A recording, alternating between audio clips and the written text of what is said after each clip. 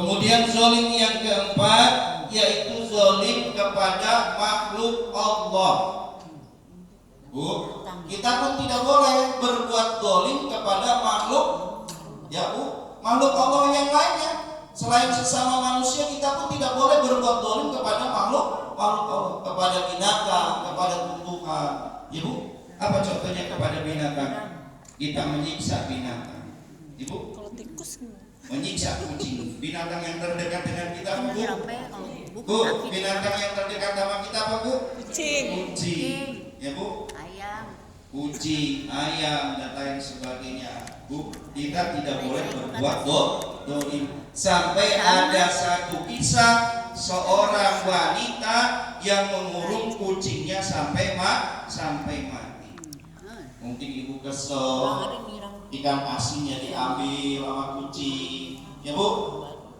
Ikan gorengnya diambil, ayam gorengnya diambil, sampai kesel, kucingnya dikejar, ditangkap, dikurungin, diikat, dikurungin, dan tidak dikasih makan sampai kucingnya meninggal. Itu perbuatan zalim meskipun kepada binatang. Karena apa? Karena binatang pun adalah sama-sama makhluk ciptaan Allah Subhanahu wa Ta'ala.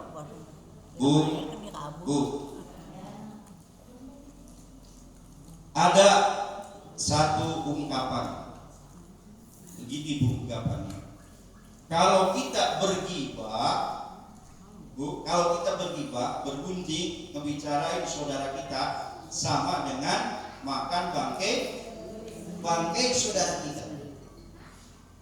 Tapi kalau berbuat zalim, Bu, berbuat zalim itu sama dengan menyeset, memotong tubuh kita yang masih hidup. Ibu, jadi kalau bergibah itu sama, diibaratkan sama dengan makan bangkai saudara kita. Tapi kalau berbuat zalim itu sama dengan menyeset, memotong tubuh kita kemudian dimakan.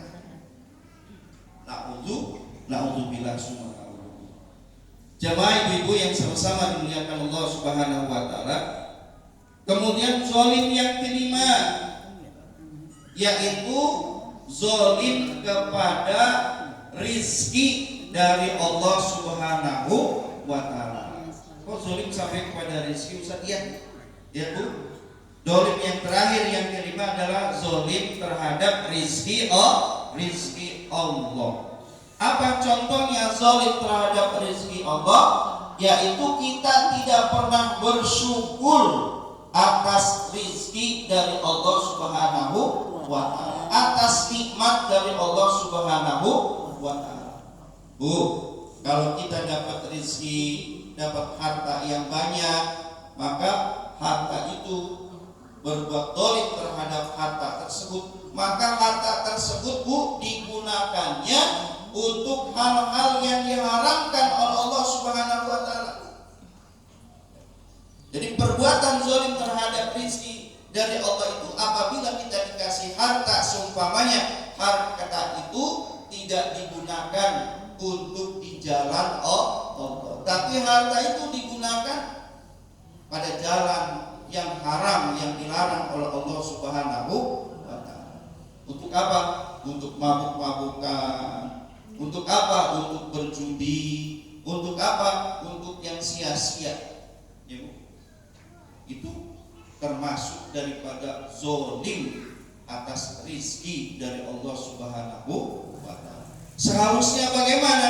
Seharusnya, ya Bu, kalau kita mendapatkan rizki dari Allah, agar tidak dikatakan zalim terhadap rizki Allah, maka kita harusnya banyak bersyukur kepada Allah Subhanahu wa Ta'ala. Dan salah satu bentuk syukur atas rezeki yang Allah berikan, maka rezeki itu digunakan untuk hal-hal yang diridhoi oleh Allah Subhanahu wa Ta'ala.